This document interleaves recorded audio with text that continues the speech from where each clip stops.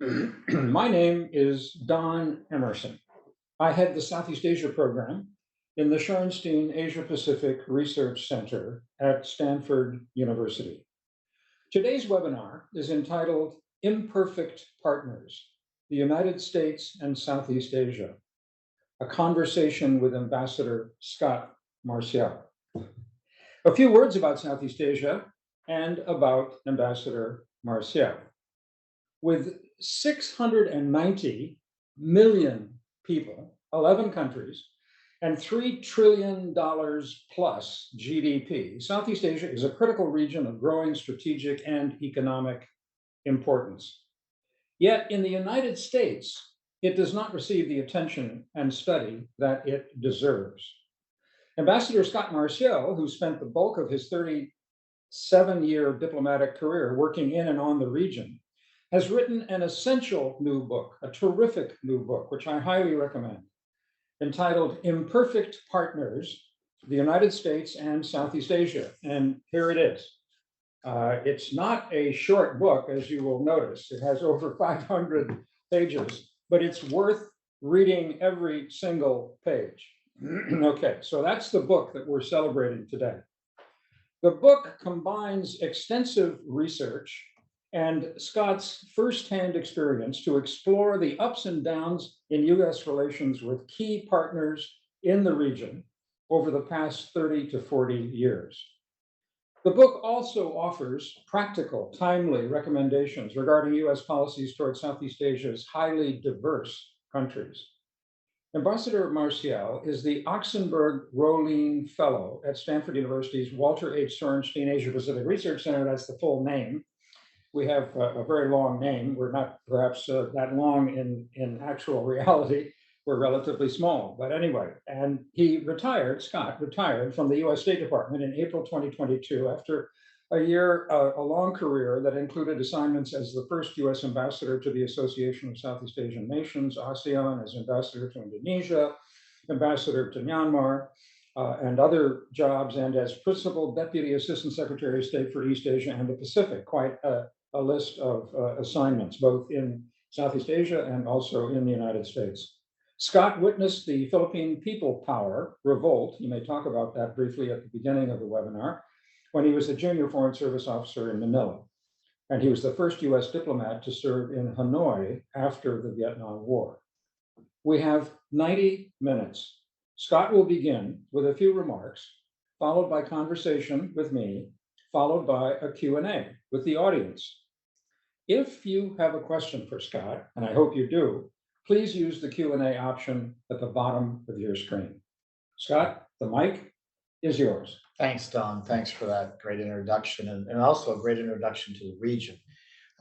As you said, I've been fortunate enough to spend a lot of years working in Southeast Asia or on Southeast Asia from Washington. And I was thinking just before we began today that I started my career, as you said, in the Philippines. And in February 1986, I was driving down EDSA Boulevard late one night in the middle of Manila. And although I didn't realize it at the time, it was driving straight through what turned out to be the beginning of the People Power protests that toppled Ferdinand Marcos. And a few days later, I was at Malacanang Palace watching thousands of jubilant Filipinos celebrating the return of democracy.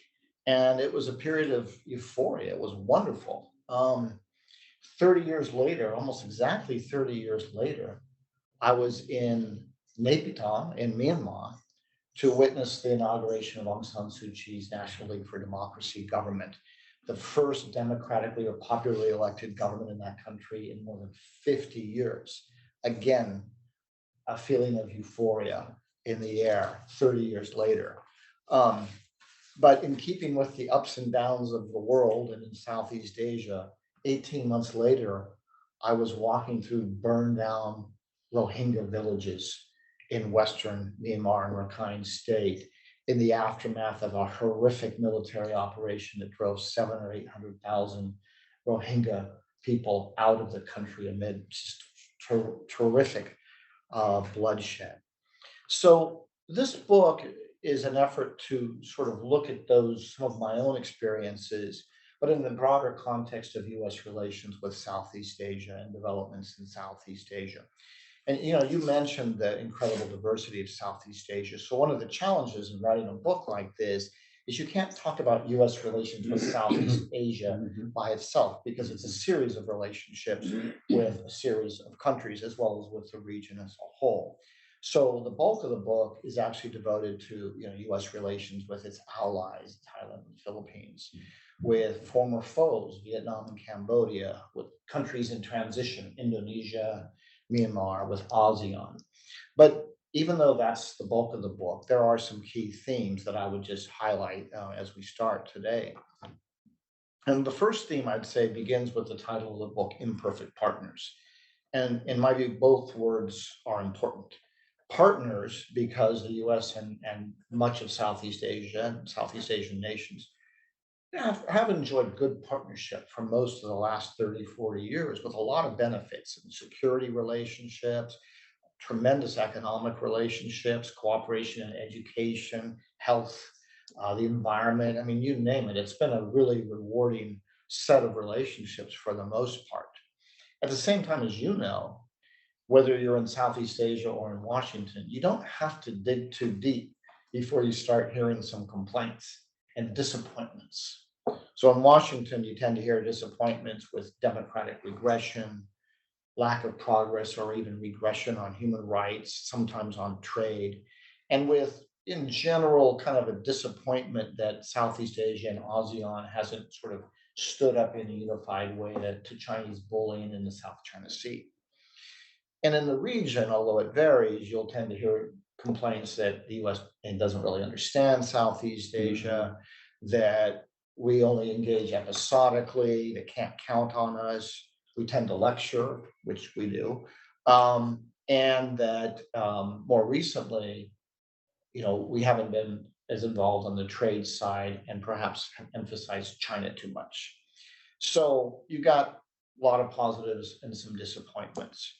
And very briefly in the book, I talk about what I'd say three periods. The Cold War period, where the U.S. looked at the region through that Cold War prism, very strategic, and you're either, on the Soviet side in those days or not, and everything that colored most of what we did. And that was when our alliances with the Philippines and Thailand were at their height. Then at the end of the Cold War, we lost that strategic prism. And so that's when you saw really, I think, more episodic engagement. The US sort of didn't see a strategic reason to engage overall with Southeast Asia. So you had engagement when there was a crisis, when Indonesia looked like it was in dire straits, or when there was a fear of Southeast Asia becoming the second front in the war on terror, or when there were opportunities like normalizing with Vietnam or putting together a peace deal with Cambodia. But it was kind of off and on, almost a bit of a sideshow, if I can use William Shawcross's words. And then you had the third period that we're in now, which is, you could call it the period after the rise of China, but it's kind of an amalgam of the first two, in the sense that China's rise has re-injected a strategic prism into how the U.S. views the relationship. Right. But you still have this tendency that developed at the end of the Cold War to calibrate the relationships based on human rights, democracy, and these things, and still, unfortunately, some episodic engagement, and particularly a tendency to focus too much on what China's doing and countering China. So I run through all of this and then come up with some recommendations, which we can dive into later. But fundamentally, the key one is the U.S. should be engaging consistently with the countries of Southeast Asia on their own merits, with a positive agenda, trying to build a stronger partnership. China might be in the back of our minds, but it shouldn't be the main focus of our conversations. And that's the best way, I think, to build these partnerships and to advance U.S. interests. And I think both the United States and Southeast Asia have a strong interest in doing this. Fair enough. You've covered a lot of turf. Yeah, absolutely. And a lot of time, your career.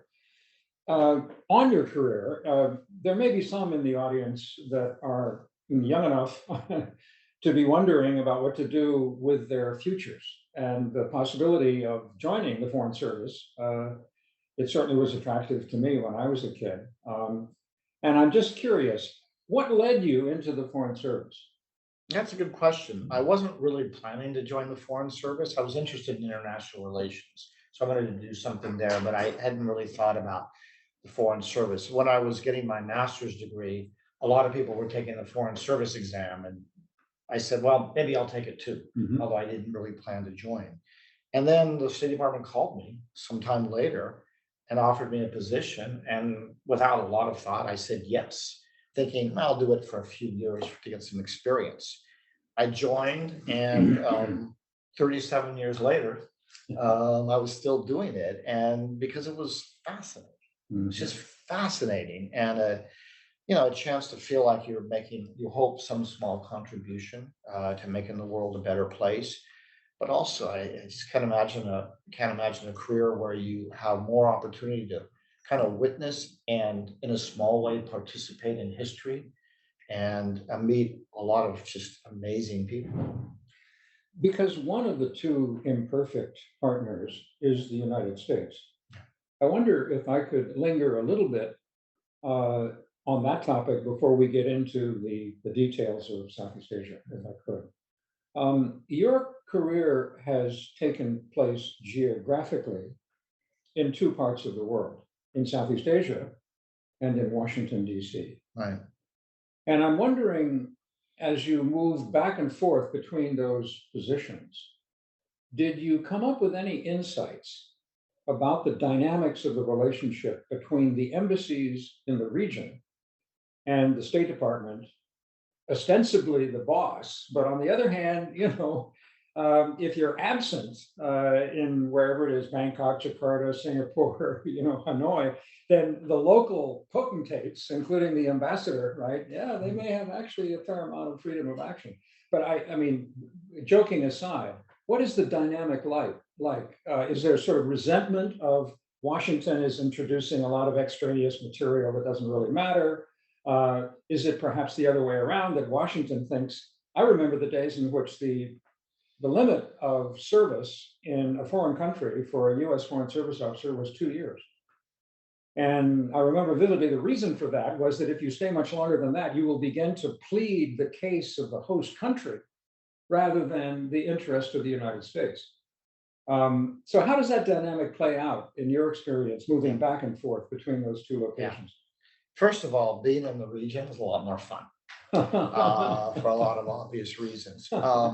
I think they're both important, and I think fundamentally, in my experience, they do serve complementary roles. Um, to be an effective diplomat and later, to have some influence on shaping U.S. policy, I think you need both.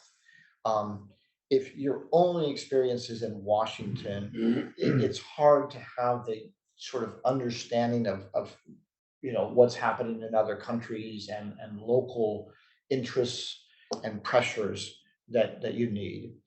But if you're only overseas and don't understand how Washington works, it's also very hard to influence Washington and be an effective policymaker. Yeah, there's some you know, sort of snickering when you're overseas about Washington, and when you're in Washington about all those people overseas. And by the way, when you move from one to the other, you can snicker quite quickly at the other one. It's kind of remarkable. Speaking of my own experience, but overall, I think when Washington's working well, they're relying a lot on people in the embassy and their reporting, and this is where having the trust of Washington is really important. And when you're overseas, you need to be able to trust Washington and know that you're telling you, yes, you might be right, but it's just not doable in domestic politics being what they are. Yeah. So, and I would say Washington, of course, extends beyond the State Department or even the White House and Defense Department. Capitol Hill, hugely important. So I spent a lot of time, working with Capitol Hill, and sometimes that was problematic. A lot of times it was helpful. But also the various think tanks, advocacy groups, all these sorts of things. So you need both. Yeah. And Yeah. as I said, probably more fun when you're overseas, and you do have, in most cases, a fair amount of maneuvering room within certain parameters to emphasize different things when you're overseas. an example, when we were in Indonesia, the relationship was good. It wasn't something where a situation where people in Washington were calling every day saying, you should do this. Um, and so we were able to focus a lot on things like promoting US education and building people to people ties, which may not sound sexy in Washington, but was really important for the relationship. Yeah, right. Fascinating. Your book is 536 pages long.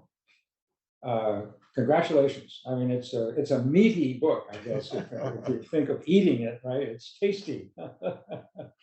At the same time, it raises this question. Given the length and complexity of the book and the level of detail, I think it's fair to say that if somebody reads the book today, 5 years from now, they will have forgotten much of the detail, but perhaps they will remember, one sentence, one argument that in some sense for them summarizes the book, the most valuable thing that sticks in your mind, even years after the fact. What would you like that sentence to be?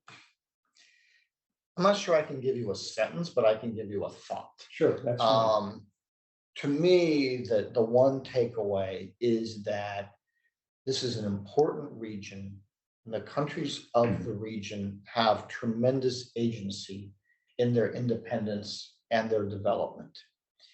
And for Washington policymakers, the focus should be on building stronger partnerships with all of those countries, as I said earlier, based on their own merit, trade, investment, diplomacy, health, education, whatever it may be, less about trying to counter China, and less talking about China and more talking about what we, the United States, can do with the countries of Southeast Asia. Yeah, okay. All right, fair enough. Well, let's get into the details a little bit. How to express this? If you had to choose one country, I mean, this is an unfair question, and probably if you were not retired, it would be difficult for you to answer. But precisely because Southeast Asia has so many different countries, there's so much diversity. It's hard to know, for example, which country in Southeast Asia is the most likely to be able to speak on behalf of the region. Or to put it more crudely, where does power reside among the 10 members of the Association of Southeast Asian Nations? I can think of a lot of answers, but I'm just wondering how you would approach. Let me just say one other thing.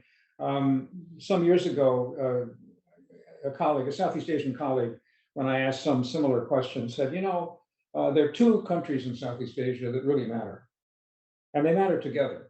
One is Indonesia because it's the biggest, and the other is Singapore because it's the smartest. Was it a Singaporean who said that? Actually, no, it was an Indonesian who said that. Yeah, well, as you know, actually, this question is not any easier to answer now that I'm retired than if I were still in the State Department. I mean, the reality is that the power is really diffuse in Southeast Asia. There isn't. I mean, ASEAN certainly doesn't speak politically in any way for Southeast Asia. Indonesia probably has the most heft. For a lot of years, of course, Thailand was, a critical player. It's kind of faded a little bit in terms of its influence, although one hopes that will return. Singapore has always offered a lot of strategic thinking and intellectual heft, and Vietnam is very much a rising power with growing influence. So, but again, that's part of the challenge for U.S. policymakers is if you're talking about a presidential trip or a Secretary of State trip, if you're talking Asia, say, well, I'll go to China or Japan. Well, you need to go to Southeast Asia. Well, where? Yeah. Right. You can go to the ASEAN chair, whoever that may be, but you can't really capture all of Southeast Asia without visiting at least 3 or 4 countries to get some sort of sense. Yeah. And that makes it more challenging. Yeah, no, absolutely. One of the issues that you alluded to earlier is the difference between engagement on the one hand and endorsement on the other. And the idea here is expressed quite clearly in your book that engagement does not mean endorsement. Those are two separate things. And just because there's been a coup, there's an authoritarian regime in power, doesn't mean that you can't engage. As if to say that the morality of democracy, if it turns out to be a prison that prevents you from interacting with parts of the world that are not democratic, then that's a real problem. On the other hand, I know from our conversations earlier that the case of Myanmar in particular may challenge the notion that in the case of Myanmar, engagement is a bad idea because it will be interpreted as endorsing a horrific, an absolutely horrific regime, which, as you know, just bombed and took more than 100 lives, right? This is aerial bombard. I mean, it's just, Yeah. it boggles the mind. So that looks like an exception. So how would you address that delicate issue of, when is engagement justified and when should it be disallowed? Yeah. This is something I have pretty strong views on both aspects of what you raised, and it's probably going to be the most controversial thing in the book, and probably not make some people in Washington and elsewhere happy. Um, as I said in the beginning, at the end of the Cold War, we began maybe subconsciously to calibrate our relationships in the region based to a certain extent on progress or lack thereof on democracy and on human rights. And with that came the growing influence of Congress, of human rights groups, and many others shaping policy. And over time, the development of certain practices and of, need to have a public statement whenever there's, a human rights violation or a democratic backsliding, you know, too much democratic backsliding or severe human rights abuses, you should pull back from engagement, all of these sorts of things, all very understandable. And I'm a big believer in the US promoting democracy and human rights. But in my view, um, too many people and institutions don't accept in practical terms that the world has changed since the end of the Cold War. And we no longer have that dominant influence, if we ever did, to be able to sort of cajole countries into changing their practices. And so my argument is that we need to have more sustained engagement with countries as a general rule, even during periods of democratic backsliding or so on. That doesn't mean business as usual. That doesn't mean that the day after a coup, you invite the head of the coup to Washington or the White House. Don't get me wrong. But there's a tendency to sort of, hey, they did this bad, we can't talk to them, or we're going to really pull back and just chastise. If that worked, and sanctions and all these things, if that worked, I'd be all for it. I don't think it works. And so my argument is that you need to continue talking. Again, you should also talk to human rights groups in the country and opposition figures in the groups, but that pulling back from that engagement as a general rule is ineffective. And what happens is you just lose influence over time. But there's tremendous pressure in Washington to do it. And I think about this in response to the two coups in Thailand, where I was in Washington 2006, 2014, and I was part of the policy-making group that reacted particularly strongly to the 2014 coup. And I don't think we were intellectually or morally wrong, but it didn't prove to be very effective. And again, not suggesting we do business as usual, but some more nuance to be injected. On Myanmar, I think Myanmar and the current situation with the SAC or the junta is an exception to that rule, because for a couple of reasons. One, it has zero legitimacy as a ruling regime. Two, its human rights violations and abuses are just beyond the pale. I mean, it's the worst regime in Southeast Asia since the Khmer Rouge. It's beyond the pale. Three, there's just no evidence in history, and I've dealt with these generals, that talking to them is going to do any good. It's pretty clear. I tried during the Rohingya crisis and other times. It's like talking to a wall. So I think, and by talking to them, you would, as you said, inadvertently be offering legitimacy to a government that the entire country is united against. And I shouldn't say a government, an attempted junta that the entire country is united against. Would you recommend that the United States recognize the opposition National Unity Government of Myanmar as the legitimate representative of Myanmar? It's a good question. I, I'm sure people in Washington have looked at this. There's certainly arguments for doing it. There may be arguments for not doing it. Like, would you have to shut down your embassy then? And what are the costs of doing that? Right. But I do think, Washington has increasingly offered moral and rhetorical support for the national unity government and some of the ethnic groups that are working alongside it. I'd like to see more of that. I think there's more that we can be doing in terms of assistance. Um, so I think I would leave it there. In which Southeast, this sounds like an examination, so I apologize for the tone here. It's okay.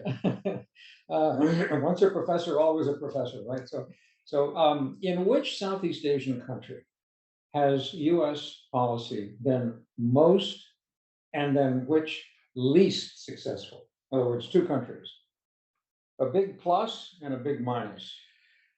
Yeah. Plus probably Vietnam.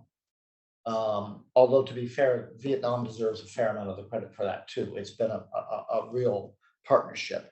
And I think what we've seen, I mean, we started from about as low a point as you could, right? The war, the horrors associated with that, and the feelings of hostility associated with that on both sides. And then, remember after the war, there was a good 15-year period, which there were other issues: Vietnam's invasion of Cambodia, the re-education camps, the boat people, the alignment with the Soviet Union. Things were pretty bad. But I think pragmatism on both sides and finding tangible areas of cooperation, actually accounting for missing servicemen, which was a divisive issue to begin with, became an area of cooperation that helped build confidence in relations. And gradually, once we got to normalization, the momentum continued. I think both sides being pragmatic, building a really strong trade relationship, which has helped a lot, addressing each other's concerns related to legacies of the war, whether it was accounting for missing servicemen or Agent Orange or these sorts of things. There have been issues, certainly like US concerns about Vietnam's human rights record, but I think both sides have handled, while addressing those and raising those and sometimes sparring over them, we haven't let them define the relationship. So the relationship has really been able to grow, I think, quite well. So that's been a success. And I have to say, Vietnamese have been really effective also working Washington, building support in the United States for the relationship. Least effective, that's a hard one. You could argue Cambodia, I suppose, in the sense that, there was a major investment in the late 80s and early 90s from Washington and other countries in the Cambodian peace process that offered some promise. Vietnam withdrew its troops. You had UN supervised elections that we hoped would lead for democracy. The elections themselves went reasonably well, but then over time, Hun Sen and the Cambodian People's Party sort of took more and more control and squeezed the democratic space. And so we still have diplomatic relations and can cooperate in some areas, but I think it's one where there's been a lot of disappointment on both sides. Yeah, fair enough. Right.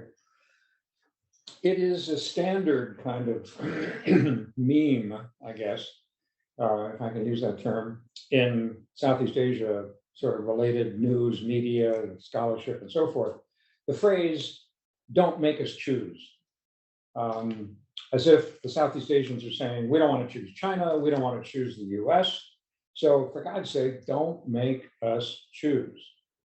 Now, I'm wondering what kind of a response you have to that. I mean, and I'll just add one little footnote. There is an argument that actually Southeast Asia has already chosen. Okay, this is a generalization about a region about which you really can't generalize. That's one of the point of the diversity of the region. But nevertheless, let me kind of violate that rule and suggest that, that actually Southeast Asia has chosen. They've chosen economic growth from China, and they've chosen physical security from the US, and thereby balancing the two. Now, obviously, I think from an American point of view, you know, why should I be paying my tax dollars to help defend a region, enabling it thereby to go to Beijing and make a lot of money, right? I mean, I'm putting that in a kind of very crude way, of course. But how would you respond to the notion that Southeast Asians don't want to choose? Yeah, I mean, I think that phrase, which is, which we all hear a lot, I think it has limited value and resonance because first, nobody is truly asking them to choose, and second, I'm not sure what that would really mean in practice. That said, the sort of reading between the lines of the point of it is don't pressure us not to work with the other country, which is a perfectly valid point. And I think at times the US and China have pressured countries in Southeast Asia, not necessarily not to work at all with the other country, but to downplay the other country. And countries in the region resent that. They all, hell, as you know very well, China's right there.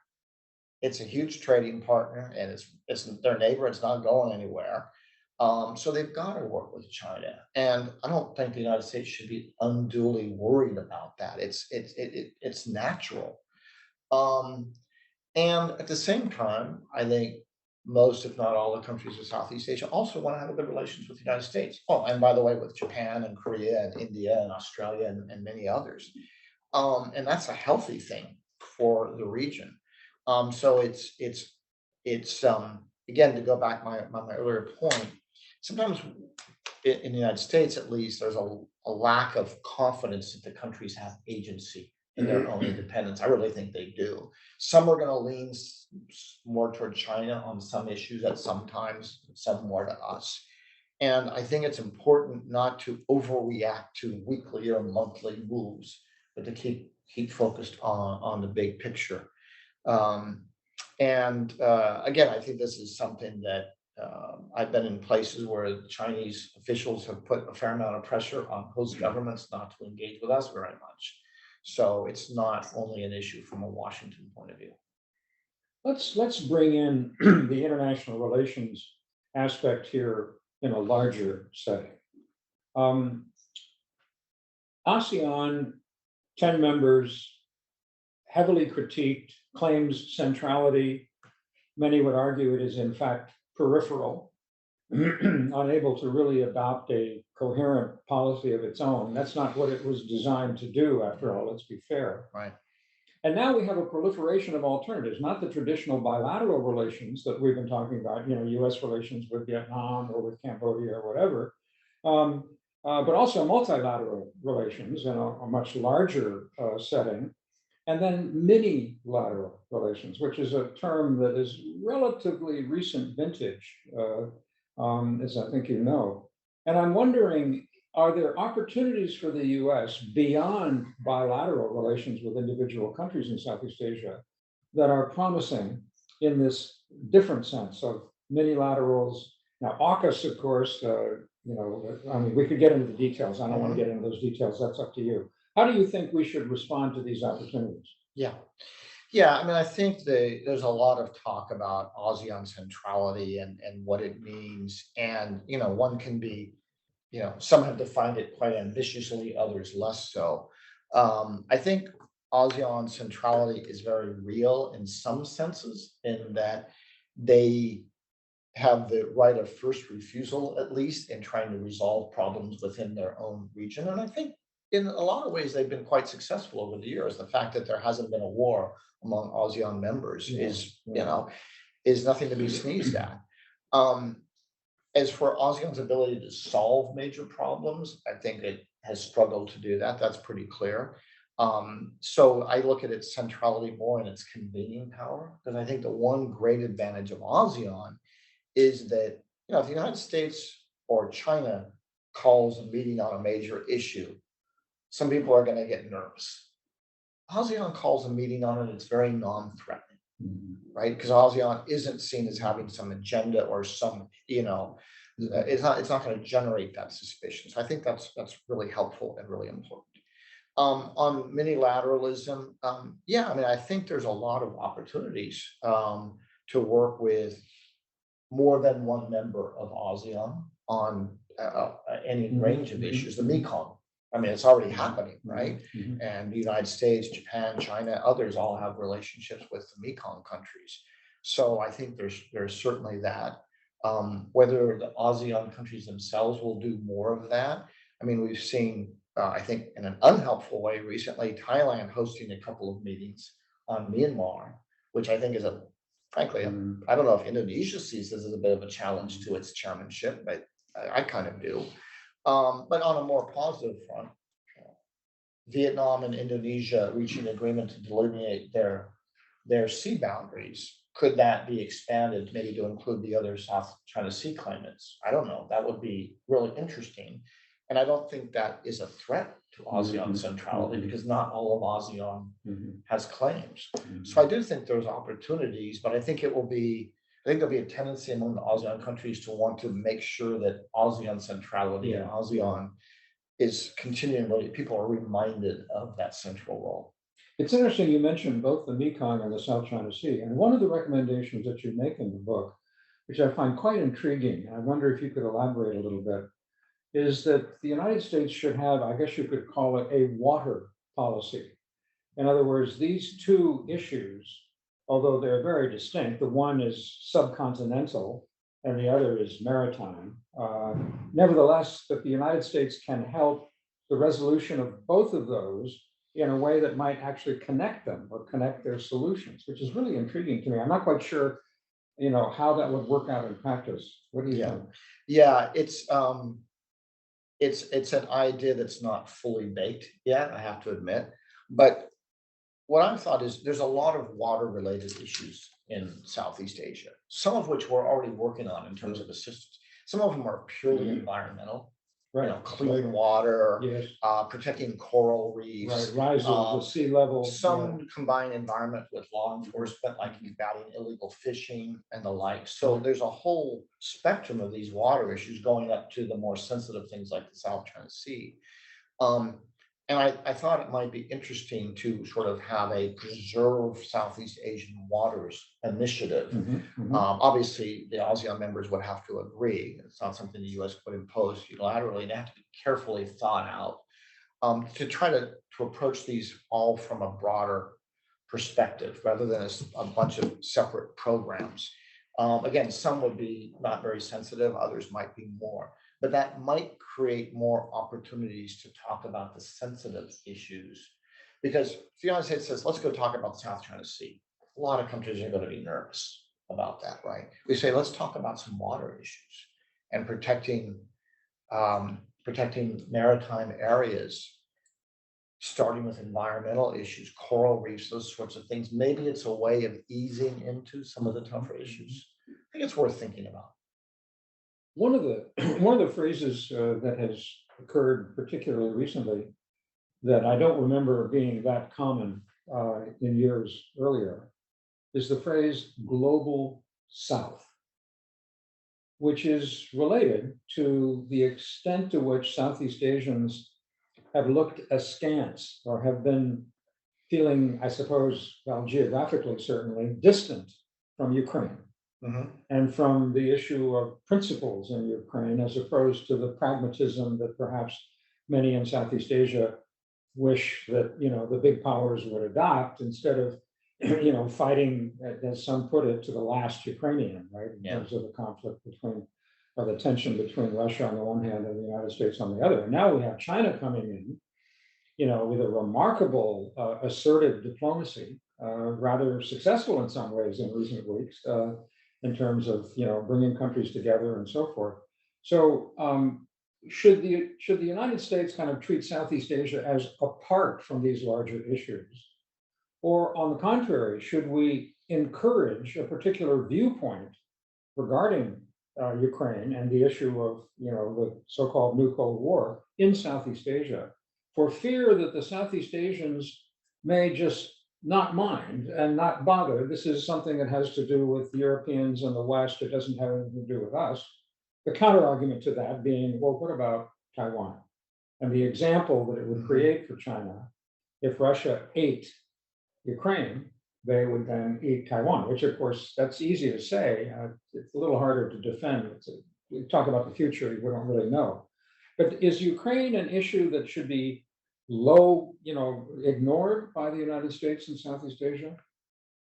No, I don't think it should be, because it's pretty fundamental of a major country invading its neighbor, with the very explicit intention of ending its sovereignty, ending its status as an independent country. And I think that's horrifying. I mean, outside of the human cost, but just from a practical perspective and the impact of that kind of precedent, which we haven't really seen, at least that I can think of, since World War II. And I think it is of concern to some in Southeast Asia, that sort of precedent. So I think it should be talked about. I think at the same time, the United States has to recognize, and I think does recognize, that some countries in Southeast Asia, A, they got to pick their battles. B, some of them have pretty long-standing relations with Russia and, rely on Russia as a military supplier. So they're going to be a little bit cautious. And C, I think there is wariness when the U.S. portrays this as democracy versus authoritarianism. I think that makes a lot of people in Southeast Asia uncomfortable.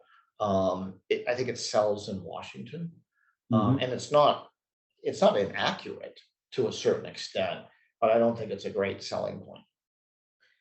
I think I'll dip into the list of questions, and we can move back and forth. I have some questions again of my own, and you may have some questions you want to ask yourself. I would welcome that.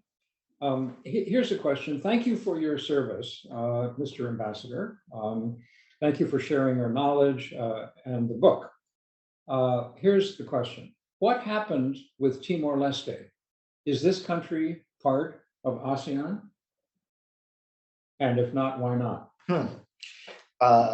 That's a good question. I think my understanding, and I don't know the sort of legal technical details on this, I should, is that ASEAN, this last year took a major step. I mean, Timor has obviously been seeking to join ASEAN for some time. There's been some opposition within ASEAN. And my understanding is last year was a major step forward to say, yeah, we want to go down this path. So I think it's partway in, but not fully in. Exactly what needs to happen for it to join fully, you may know more than I do on this, Don. I'm not sure, but I think last year was a major step forward. Yeah, right. Well, it does bring to mind, since you were talking about the Russian invasion, or we were talking about the Russian invasion of Ukraine, that, Southeast Asia is not exactly innocent in this context, if I may say so. I mean, for various reasons, and we can defend it or oppose it and so forth. I mean, Vietnam invaded Cambodia, right? Indonesia invaded East Timor. I was in East Timor in 1999 with the Carter Center, observing the referendum, and the capital city was almost in flames. I mean, it was a terrific, very extraordinary experience. And there's some who even said, well, anyway, I won't go on. But so the evidence of brutality in Southeast Asia, not to mention, of course, the internal brutality under Suharto, following, what happened there. I mean, how many hundreds of thousands of people died on that occasion. So there is an argument that ASEAN has been at peace for pretty much its entire life, whereas the West has been at war. And therefore, Southeast Asians have the advantage, the moral advantage of an established system that may not be the most powerful in the world, but that's not the point. It's appropriate, it's peaceful, it's secure, and ASEAN doesn't need to become a powerful entity. In fact, better that it not be a powerful entity. And that therefore the effort that some in the West, it seems to me, they complain about ASEAN, they say ASEAN should have a foreign policy. And, Bilahari Kosikan, among others, whom you know very well, say that no, that wasn't the point. That wasn't the point. We have a good situation. We have peace. It's a better situation than you have in Europe. Is that a fair response? I mean, I think, as I said earlier, I think ASEAN has been perhaps the most important thing it's done is provide what it was set up to do, which is to provide a mechanism for Southeast Asian nations to manage their own issues among themselves and distrust. I mean, obviously it was established just after, Sukarno's confrontation with Malaysia and Singapore, which was a frightening moment. So I think it deserves credit for that. It has been at peace in the interstate side, which is wonderful. Internally, that hasn't always been the case. I mean, look what's happening in Myanmar right now. It's just horrific. It's Russian, Ukraine level of brutality and violence. But on an interstate side, it's been good. I think, I'll offer the pragmatic and response, which is I don't see any indications of a willingness among the 10 ASEAN countries to fundamentally change this consensus-based approach, which by definition, it's inherently cautious. It by definition excludes or largely excludes any kind of bold stance on almost anything. You can like that or not like it, but it is what it is. And I think for the United States and others, you can grumble and so on about that, but you've got to deal with ASEAN as it is. And I think ASEAN has value. You might want it to have more, but it has value, and work with it as it is. Here's a question from a colleague of ours, Tom Finger. Why haven't countries in Southeast Asia, other than Singapore, achieved Asian tiger status? What are the missing ingredients, and what can the U.S. do to help? Yeah, they might not have achieved Asian tiger level, but I think a number of countries in Southeast Asia as a whole, and a number of countries specifically, have done really well in terms of economic development. Certainly look at Thailand, Vietnam in the last 30 years, Malaysia, Indonesia a little bit less so, but pretty well, and more recently the Philippines doing quite well. Brunei, of course, is a special case because of the small population and the oil wealth. So I think they've done well. I think for a lot of them, it's that question of the middle income trap, and how do you get out of that, and how do you get the additional value added, the increases in productivity? How do you develop your capital markets so that you can have the domestic financing to do more investments? All of these things take a lot of work. And in a number of countries, you got to be honest and say there's governance issues, right? Serious corruption problems, lack of transparency in a number of cases that are helping to hold countries back. So I think overall, I think the region, if I remember right, GDP from say 2000, I want to say 2000 to 2018, but I may have my numbers a little bit off, rose something like fivefold in the region. Poverty levels have dropped dramatically. So I think it's been a success story, but it's an open question whether they can take that next step that, say, South Korea and Taiwan did, as well as Singapore.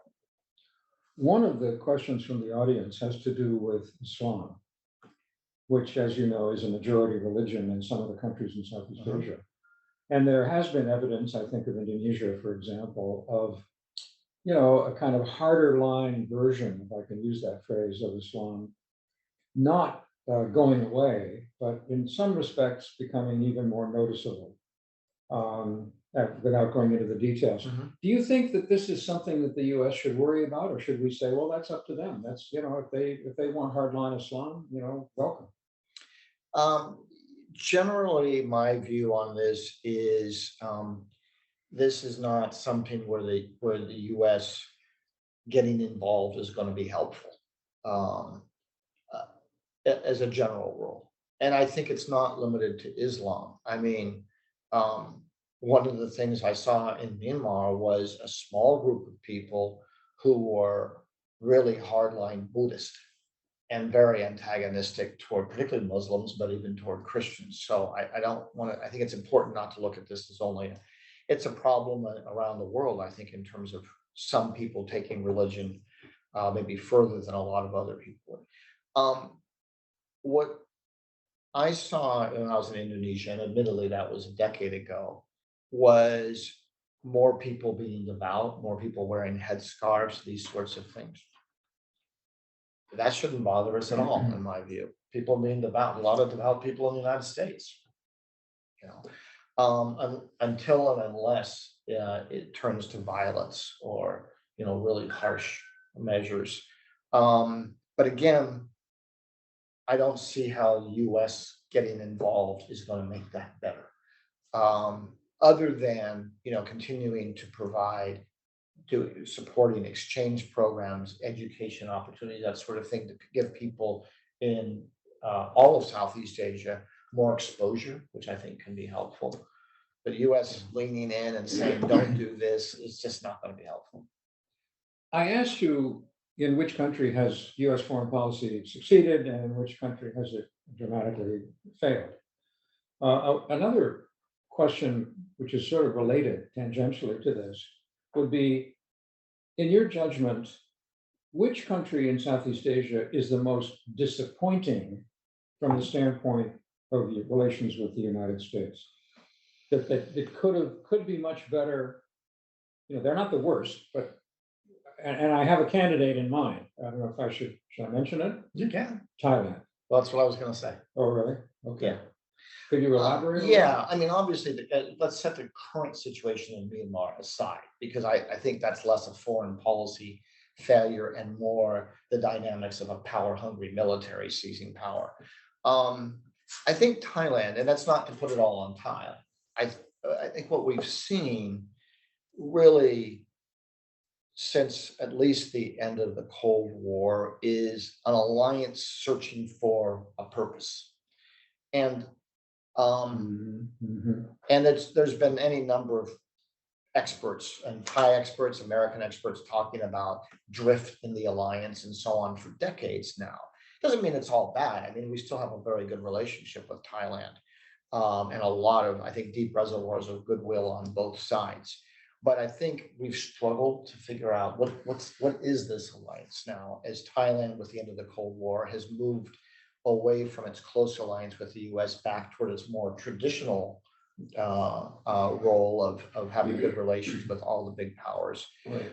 But then I think, along with this drift, and I think a lot of Thai disappointment in the 90s and 2000s in particular, that the U.S., as I said, talking about calibrating relationships based on democracy, human rights, trade, the Thai were saying, what's exactly the advantage of being a treaty ally?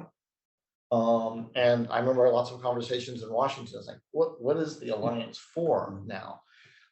Even though I didn't meet anybody in Washington who didn't really like Thailand. But then you add on to that Thailand's domestic difficulties and the extreme polarization and the multiple coups and struggles that front, and our reaction to that, particularly our reaction to the 2014 coup, where we were very critical. The Thai military government at the time, and those within Thailand who backed it were really unhappy with it. So there was definitely some frostiness there. I think it's eased some. So it's been a struggle. It's still, there's still a lot of positives in the relationship, a lot of good areas of cooperation, particularly in health, trade, investment, and elements of security as well. But I think both sides will need to have a lot of dialogue about how do we redefine not just the alliance per se, but the overall relationship, and how do we try to instill some more positive momentum in it. Would it be possible to add another element of disappointment regarding Thailand? And of course, this is very presumptuous. I mean, it's easy for us as Americans here. We're sitting here in this, far from the field, pontificating. At least I'm pontificating. You're not, but I am certainly. And what I have in mind is this: in maritime Southeast Asia, there can be no doubt that Indonesia is by far the most powerful country and therefore the logical candidate, other things being equal, which of course they're not, for leadership. Maybe, in tandem with Singapore, I'm not sure, but certainly Indonesia's claim to that role is incontestable. But the interesting thing is that the talk of the Golden Peninsula, nobody talks about the Golden Peninsula, Suvarnabhumi, anymore, right? That's ancient history. But there was a time when some politicians in Thailand thought of themselves as able to play that role for the subcontinental portion of Southeast Asia, right? Given their absolutely crucial, talk about centrality, crucial location, right? And yet that never really happened. And I'm not saying that it should have happened because, of course, if it's a dictatorship in Bangkok, then that's not good for the region, et cetera, et cetera. There are lots of arguments to be made against it. But I wonder, does it make sense to you that in the future we should look for the possibility of relatively stronger countries serving as a kind of basis for sub-regional coherence within Southeast Asia? Or is that too abstract? No, I think it's a really interesting question, and there's no doubt that for many years Thailand played a critical role, certainly in mainland Southeast Asia, but also in ASEAN, as you know. And for decades, Thailand was kind of center for U.S. diplomacy, certainly in mainland Southeast Asia. And I've been to Thailand so many times, and you would always go to Thailand, and then from Thailand you'd go to Myanmar or Vietnam or Laos or Cambodia, and Thai was central, and they still are in a lot of ways. We saw a huge embassy there and lots of engagement. But I think what's happened is a couple of things. One, as I said, the drift in the relationship bilaterally, Thailand's own internal challenges that I think have caused it to look more inward and maybe be less energetic in terms of foreign policy. And then the rise of Vietnam, which is not a bad thing, but it just means that it's, Thailand no longer stands so much above the others in terms of economic development and those sorts of things. But I still think Thailand, among others, can play a really important role in the region and as a U.S. partner, helping us navigate the region, whether it's on Mekong issues or energy or so on. But it's, again, I think that the power is now more diffuse than it used to be. So here is a question, which I will simply read. It's relevant. It is historical, but it's relevant. Why do you think, as if you do think, but anyway, why do you think that ASEAN states should and would listen to the United States lecturing it about, quote, respect for the sovereignty of Ukraine, when the United States lied to the world, fabricated evidence, and invaded Iraq without any respect for its sovereignty back in 2003? Yeah, well, first, I don't think the U.S. should be lecturing. I'm not advocating lecturing. I personally think the Iraq invasion was a huge mistake. I thought so at the time, although I wasn't in a position where I could say so. So I'm not going to defend the Iraq invasion. The United States has made plenty of mistakes, and it's perfectly legitimate to criticize those mistakes. I don't have any problem with that at all. That doesn't mean that that the United States concerns and other countries' concerns about Ukraine, most notably Ukrainian concerns about Ukraine, should all be ignored. It's not about whether the country highlighting this never made mistakes. Of course we have, and Iraq was a big one. But it doesn't, in my view, shouldn't change the reality that people in Southeast Asia can look for themselves and see what's happened in Ukraine. It's not because we told them.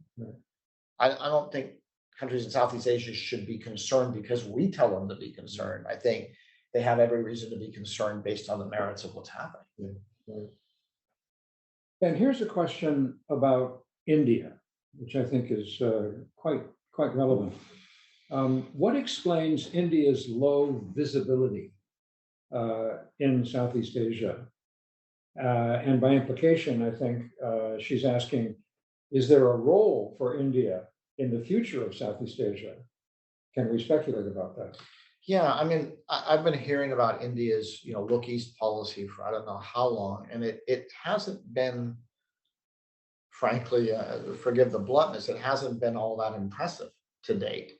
You don't see heavy, I mean, there's tremendous historical and cultural Indian influence, but both strategically and economically, I don't see it as much as I would have expected, although I've worked with a lot of really superb Indian diplomats in the field.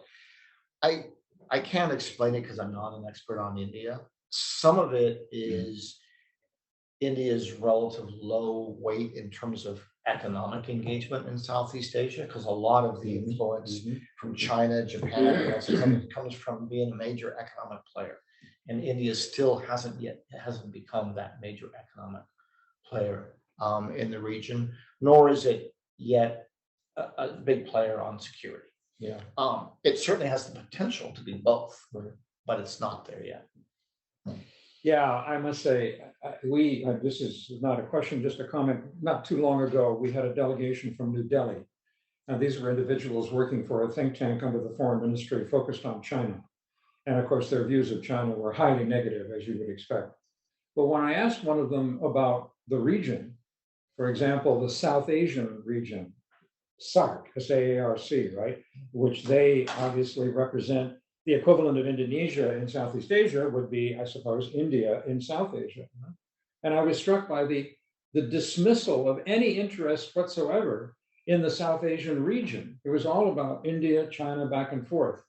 I'm not saying that that's characteristic of Indian foreign policy, but the legacy of India is so massive, the cultural, historical legacy, that you would think that it would have echoes today, but they're harder, I think, to find. True.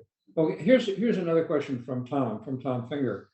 Has ASEAN's priority on preserving peace, stability, consensus constrained economic growth, and perhaps also constrained more effective governance?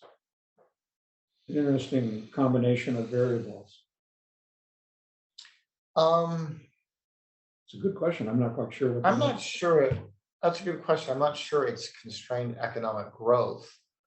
I don't see that, or necessarily effective governance. I mean, in the sense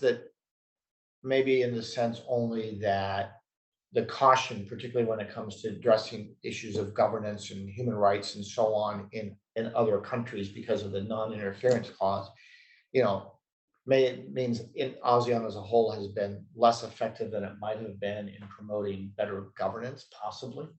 Although you have to be careful not to overstate how influential ASEAN or any other outside player would be on that front. I'm not sure I see it on the economic side. And maybe it's there, but I'm not sure I see it. Yeah, I mean, I could construct, so could you, a scenario that would answer the question positively, but on the other hand, the probability of the scenario probably would be really questionable. I'm not sure. Let me ask a question about a topic we have not touched, which is ironic since we're in Silicon Valley. Technology. And in particular, if I may, AI, artificial intelligence. Now, neither you nor I really understand. Well, I don't. Maybe you do. No. I do not have a degree in computer science. Nevertheless, it seems amazing to me that artificial intelligence, which was sort of vaguely in the realm of semi-science fiction not so long ago, not so many years ago, has suddenly blossomed with all kinds of consequences. Some positive, but some very negative. And I wonder, in Southeast Asia, precisely because it is such a diverse area and therefore does not have the overarching rules that would allow, for example, the countries of Southeast Asia to be on the same page and to make sure that AI is not simply used for the purpose of disinformation, misinformation, erasing the border between fact and value and so forth, truth and falsehood. I mean, one can construct a disastrous future absent the steps that would be needed to establish some kind of regime of rules. So do you think Southeast Asia is therefore uniquely vulnerable to damage from AI? I wish I knew enough about AI to give a good answer. It's certainly, I mean, I think there are efforts within the ASEAN community to try to adopt some norms and common regulations on cyber, but also maybe getting into AI. I don't know how much progress they've made on that front. Certainly when it gets to disinformation and social media and the use of AI in social media, there's problems there. I mean, I saw that in Myanmar for sure, and I assume it's in other countries as well. Yeah, so it's an area that ASEAN presumably should look at, but I have to confess it's not something that I have enough knowledge about to comment much more on. Well, yeah, I probably shouldn't have asked you the question because I'm in the same position as you are. Yeah. Let's talk a little bit about IPEF, the Indo-Pacific Economic Framework. Now, we've alluded in the past to kind of the tilt in American foreign policy over the years, perhaps the tilt anyway, towards security and less attention to the economic variables that are of such importance to Southeast Asians. Okay. Now, is IPEF a solution to that imbalance? We don't know yet. But it better be, and if not, then the U.S. has to find something else. And in my view on this is, first, I think the U.S., there's no doubt that the U.S., relatively speaking, has lost influence economically in the region. Although I think sometimes people forget that in terms of as a market for Southeast Asia, the U.S. is just slightly smaller than China. China is a much bigger trader, but that's all Chinese exports to Southeast Asia. Whereas as a market, the U.S. is still very big and is by far the largest investor. So I think sometimes we overstate China's dominance on the economic side vis-a-vis the United States. But as I said, the trend hasn't been good, particularly since we pulled out of TPP, which was a huge strategic mistake. I agree. So it's important that there be a major trade and economic pillar of our engagement. Being the preferred security partner is great, but it's not sufficient. That without a major economic pillar that continues to grow, I think is a recipe for a loss of influence over time. So the U.S. has to find a way amid our messy politics to move forward on this. IPEF could be, but we've got to see, what meat is put on the bones of IPEF. I'm hopeful that meat can be put on those bones. That would be satisfactory and would be significant. If not, then we need to find something else because I'm sorry, but going along saying, hey, our domestic politics don't allow it, that's an excuse that's not going to buy you anything in Southeast Asia or any other part of the world. And in this context, I must say it's very interesting to me to note the glimmers of proactivity, if I can use that phrase, coming particularly from Indonesia with regard to putting some meat on the bones of the ASEAN outlook on the Indo-Pacific. Because if you read that statement, which I'm sure you did, it's all about ASEAN. It's not about the Indo-Pacific. It's, ASEAN this, ASEAN. Well, we know ASEAN fine, and now it would appear to be that there may be some initiatives, I'm not sure at the regional level, but certainly perhaps at the national level, to try to work out some proposals that would involve the Indo-Pacific, but from the standpoint of ASEAN and not from an American point of view. I think it'd be quite interesting. Yeah, I'd love to see it. I mean, there has been, as you know, ASEAN as a whole, and certainly its members have participated in any number of free trade agreements and looking to, expand cooperation. I read just the other day, maybe it was yesterday, that Indonesia is at least talking about a limited free trade agreement with the United States that would be related to electric vehicles. I have no idea of the details or whether that's something that would fly, but I mean, in my book and in the talk today, I've talked a lot about the things the United States got wrong or that we maybe didn't do well enough or enough of. It is important to say that it's also true that I would say with the exception of Singapore and Vietnam, there have been plenty of times where our Southeast Asian friends haven't been particularly energetic about coming up with ideas and initiatives for the partnership either. So that's just a fact. And so it would be great to see more initiatives like this. Again, I can't judge whether this particular one would be viable, but it's wonderful to see. Health. Arcturus is the latest sub-variant of COVID-19. It's present in the U.S., it's present in a number of countries. Now, I'm not predicting that it will, fill hospitals all around the world, but that is a possibility. And what about vaccine diplomacy? How would you estimate, insofar as you're aware, of vaccine diplomacy in Southeast Asia by the United States?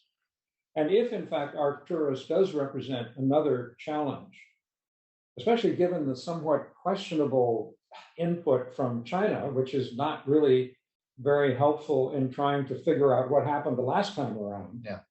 What is the shape of, if you will, vaccine foreign policy in Southeast Asia for the United States? Yeah. Well, if I could zoom out first and say that I think U.S. health diplomacy in Southeast Asia has been fantastic overall in the last 20 years. I think if I remember the figures, we've invested something like $5 billion in health. And some of that's USAID, some of that's CDC, but doing things like helping countries build national labs so they can build local capacity to identify and tackle threats. And this, again, is both helpful for that individual country, but it's also globally helpful, right? Because you try to get at potential pandemics or other diseases before they start. There's been a lot of really good work by USAID and CDC in particular. We've done a really lousy job of selling it and not selling it, but explaining it and making people aware of it, but it's real. And so I think overall the health diplomacy has been a great thing that the United States has done. In Myanmar, before the coup, USAID had helped fund a very successful Myanmar program that reduced the incidence of malaria by 80%. I mean, that's not a pandemic, but still. Now the numbers are shooting back up again because of the coup. That said, COVID, we got a lot of vaccines out, but we got them out. We were slow. We said we're going to take care of America first, which politically you can understand why that decision was made, but it was unhelpful. So it made us look bad. I think in the end, we got a lot of vaccines out. We got a lot of high quality vaccines out that probably saved a lot of lives. And it sounds callous to talk about health in terms of public diplomacy and getting credit, but you do want to get the word out. So I think we could, again, have done a better job of getting the public diplomacy part of it.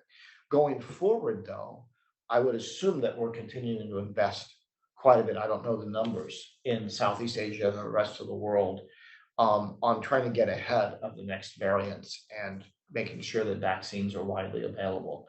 I think this is a win-win, right? Because you're helping countries, you're helping people around the world, which is a good thing. And in doing so, you're also protecting yourself. So again, I assume that we're heavily doing this in a big way, but I don't know the details of the numbers. One of the things I like about the book is that, unlike some books, including some I've been involved with, it's not monomaniacally focused on economy, security, economy, security, economy, security. You mentioned public diplomacy, which is a critical element that we often completely ignore. Yeah. The notion that the narrative matters in and of itself somehow.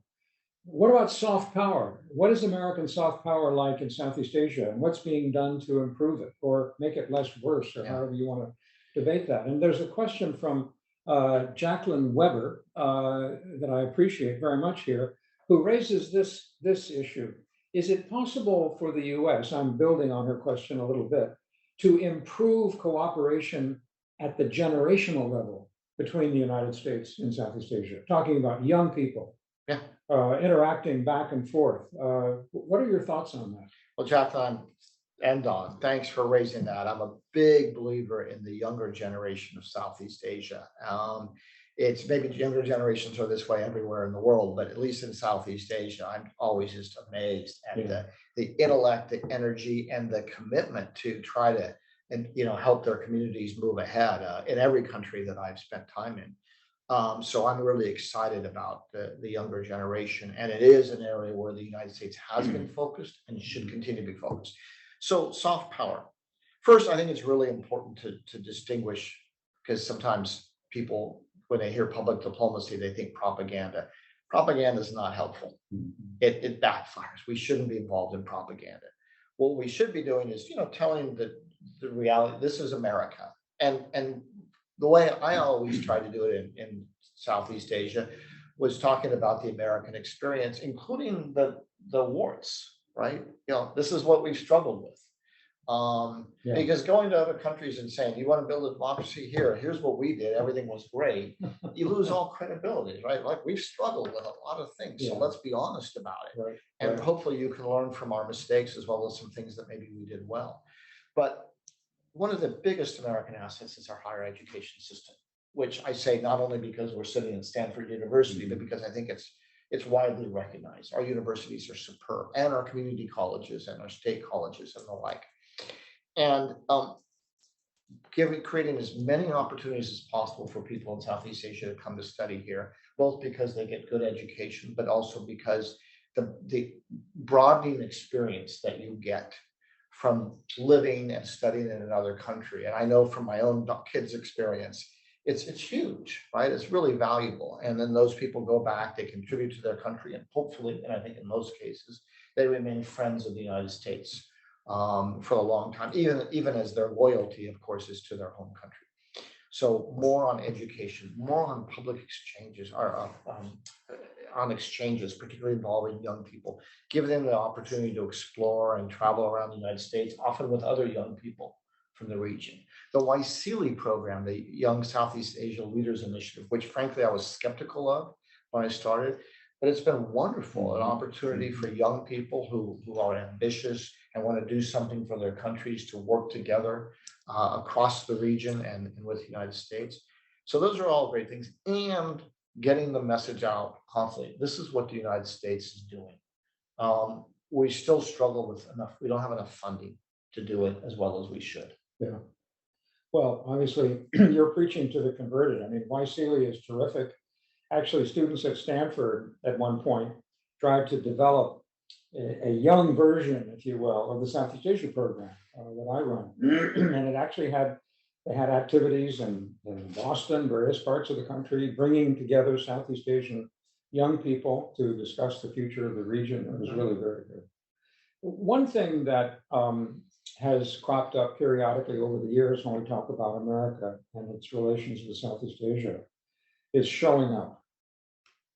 And, I mean, I think it was Hillary Clinton who said, showing up is half the battle or something like that. I mean, which is frankly questionable because, if someone shows up and then is antagonistic, makes things worse. And then actually, in retrospect, you think, well, if they hadn't come, this wouldn't have happened. I mean, human personalities vary a lot, but seriously, to what extent do you think we are now using Zoom?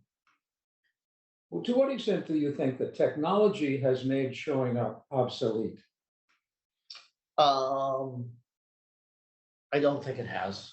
But I'll add a little coda to that. Showing up is critical. Now, showing up, assuming that you show up with, and act with Right. interest and Something to respect say. and Yeah, all of these sorts right, of things right. that you're engaging. Showing up, and I've had some conversations with friends about this. They say, "Oh, showing up doesn't really matter." It does. It's a sufficient, it's a necessary, if not sufficient, part of the process. You've got to show up, and particularly the president has to show up every year at the ASEAN summits. The Secretary of State has to show up. Really, why?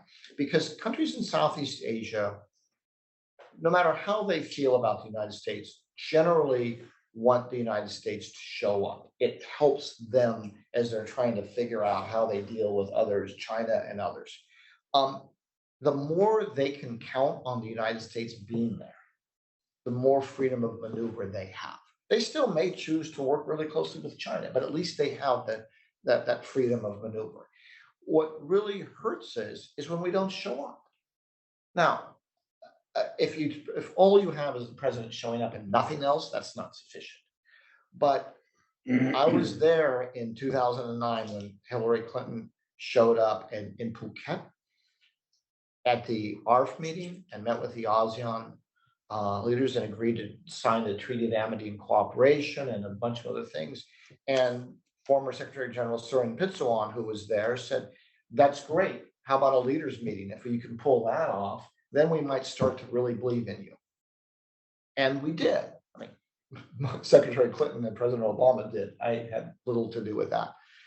And that happened for several years. And then the president showed up. I think he missed one, but with a legitimate excuse. Then President Trump didn't show up. And then he didn't even send, his vice president or secretary of state a couple of years, which was taken as an insult. Right. Then the Biden team is showing up again. But in Southeast Asia, people are saying, okay, great, what happens after 2024? So if they don't have that confidence that we're going to be there, and all the rhetoric in the world about how we're committed to you goes out the door if you don't make the effort to show up. So I think it's really important. Now, again, you need to have positive engagement, you need to have trade and all those things, but showing up, I think, is really critical. Zoom meetings can't take the place of it. If the president, for whatever reason, can't make it because of he's got the latest variant, some variant of COVID, then some kind of Zoom participation can supplement. Or if you've got cabinet visitors, once you've done the trip a couple of times, then you can have further follow-ups by Zoom, I think, and it's okay, but you've got to make that initial effort. So I'm a huge believer in showing up. Yeah, we're getting close to the end of the session, and I'm tempted to end on a melodramatic note, but I think I'll try to resist the temptation insofar as I can. But nevertheless, it was a scholar, never mind who it was, years ago, who once defined democracy as institutionalized uncertainty, because you don't know the outcome of the election. It's built into the system. It's a good thing, right?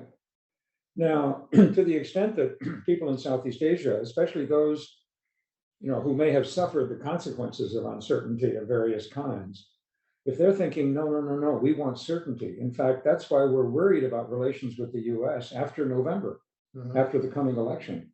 What if Trump wins? Or if Ron DeSantis wins, who would perhaps in some ways be just as bad? How do you, in a public diplomacy context, how do you defend uncertainty in the context of a society that many in that society prize the opposite, stability, that tomorrow is going to be pretty much like today and maybe even better? How do you deal with that problem?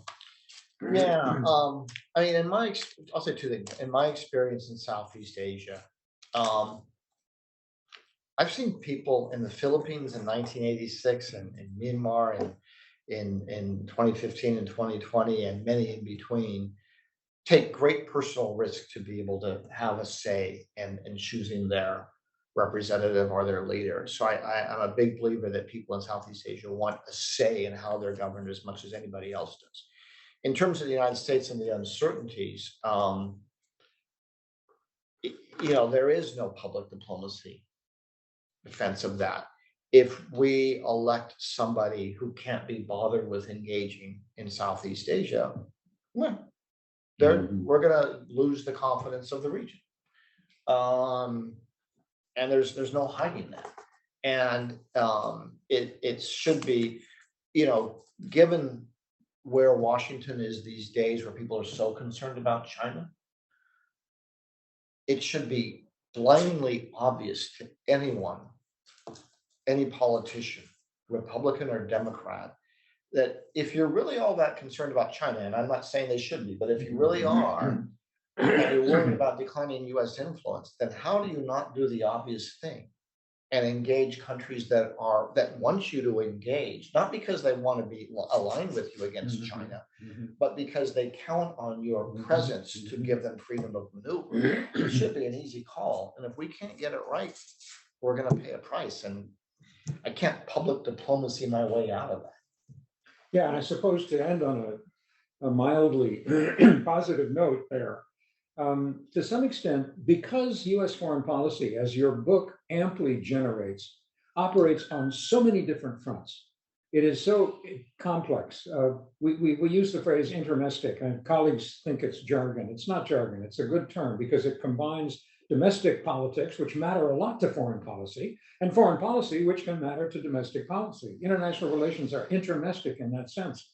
And if the development of this apparatus involving social help, medical help on the economic side and so forth, that are other than just, dealing with China, if that is a structure that can survive a change at the top in the White House, perhaps because the occupant of the White House just won't be interested in that topic, so that elements of what is mistakenly called the administrative state can be retained and continue to benefit not only Southeast Asia, but American relations with Southeast Asia. That would be kind of, it's a bit of a retreat because of the White House, if it's occupied by someone who's just completely uninterested in anything beyond, the edge of the country in the East and the West. But I think that holds out some hope. The complexity, in a way, we started with it. I think we're going to end with that theme as well. And it does have tremendous value, the diversity of it. If this doesn't work out, try this. No, I agree. I mean, I think, without trying to sort of add any, to fuel to the fire on the sort of deep state, there are lots of part of government and politics that will continue to engage Southeast Asia, no matter who's the president. And we saw big changes, obviously, in policy from Obama to Trump and then to Biden. But probably 80 to 90% of what we did abroad didn't fundamentally change. Yeah, right. I didn't change. I was in Myanmar at the time when President Trump took office. We didn't change what we were doing. It's just whether you get that leadership involvement. Yeah. Well, that's good. So I'm glad we could end on a positive note. Thank you so much, Scott, for your time, for your book, for your presence here at Stanford. I've learned a lot from you, and I look forward to learning a lot more from you. And I also want to thank Lisa Lee, without whom this whole operation wouldn't exist, and invaluable colleague. Thank you both, and particularly you, Scott. Really appreciate it. Thanks, Wish you the very best. Thanks, Tom. Appreciate it. Thanks, Lisa. All right. And thank you to the audience.